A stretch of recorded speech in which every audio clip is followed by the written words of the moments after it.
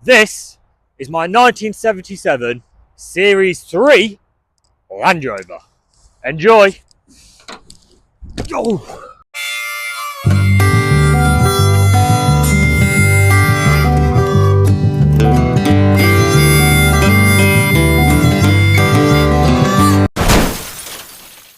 So here it is. This is the Series 3 Land Rover. Now, I absolutely love Land Rovers. What I love about them is that they weren't really classic cars for such a long time. They were kind of farmers' vehicles. And they weren't, a cool car that you could go and show off to your mates in. They were just work vehicles. So what I love is the patina and the dents that most Series Land Rovers have, unless they're not restored, which all tell a story of the Land Rover's life.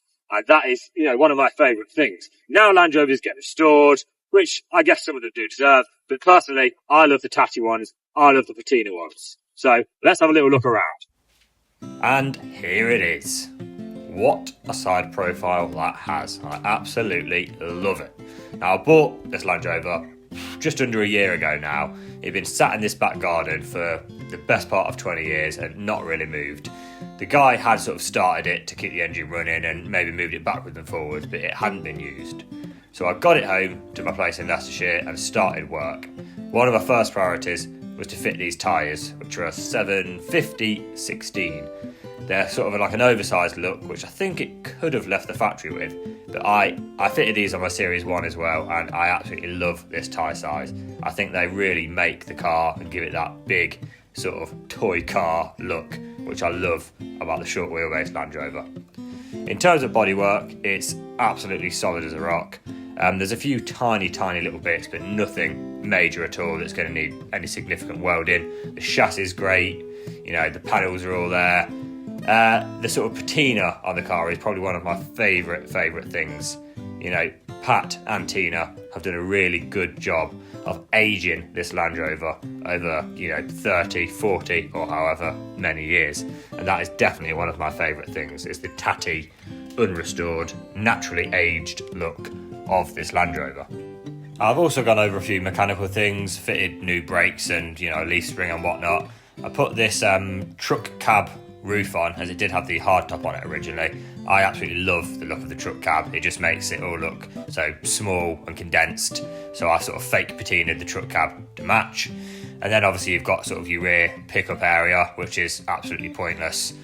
You wwouldn't get anything in here at all. You can mount your spare wheel goes on there or on the bonnet, but yeah, you wouldn't get a lot in here. I don't really know what people put in the back of these little pickups. The farmers, you might get one cow, one sheep, one pig, maybe two pigs actually.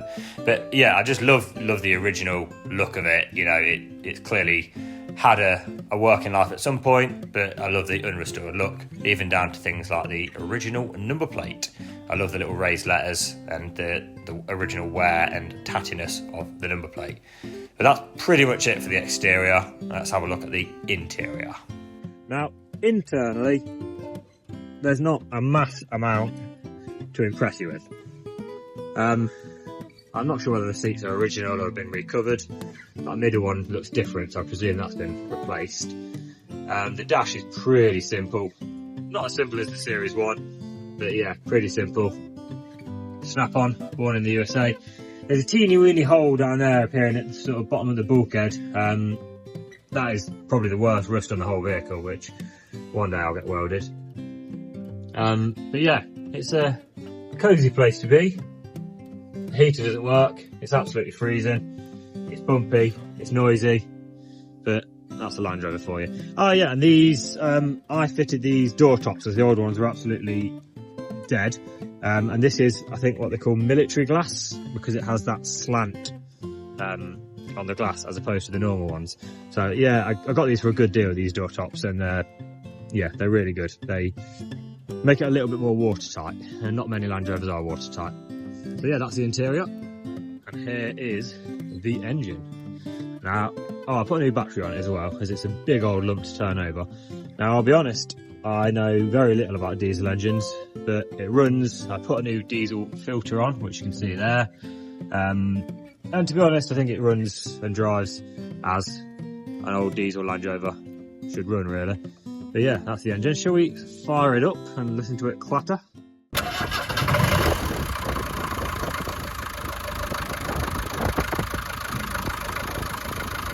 So I've not actually took this one green laning yet. I do plan on doing so, but in the meantime what I like to do is just drive on bits of grass and through puddles.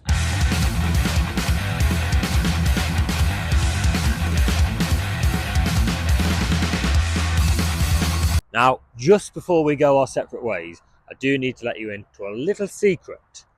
You can see this nice blue original paint patina. Well, the Land Rover actually started life green. Yes, the rumours are true. The Land Rover was originally green.